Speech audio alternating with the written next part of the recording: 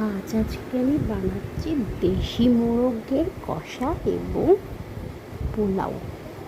দেশি মোরগের কষা করবার জন্য আমি লঙ্কার গুঁড়ো, নুন, হলুদ, জিরে এগুলো নিয়ে নিয়েছি। আর আদা, রসুন, পেঁয়াজ বাটা আমি পেস্ট ব্যবহার করেছি। এই যে আমি একবারে মাংসটিকে আমি করব, দেখুন, আদা, পেঁয়াজ বাটা, রসুন বাটা সব একসঙ্গে মিশিয়ে নিচ্ছি।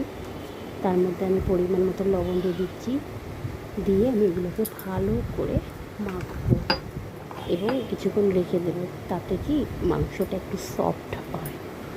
এখানে আমি লঙ্কার গুঁড়ো ব্যবহার করেছি।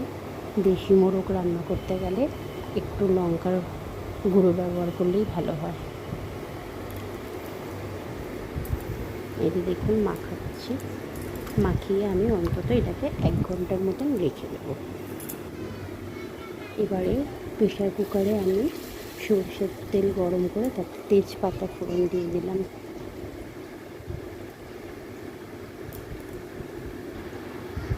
এবার ম্যারিনেট করা মাংসটি আমি দিয়ে দিলাম।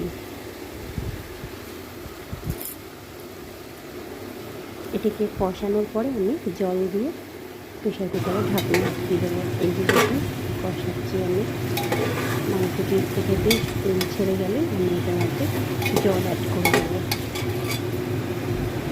বেশ কষানো হয়ে গেছে, তেলও ছেড়ে গেছে, এবারে জল দিয়ে দিলাম। খুব বেশি জল দেবো না, কারণ আমি এটা কষা মাংস করছি। এই যে দেখুন আমার জল দেওয়ার পরে একটুখানি গরম করে নিয়েছি, তারপরে আমি প্রেশার কুকারে ঢাকনাটি আটকে দেবো। এই হয়ে গেছে আমার কষা মাংস এবং পোলাও। এবার এটা সার্ভ করছি।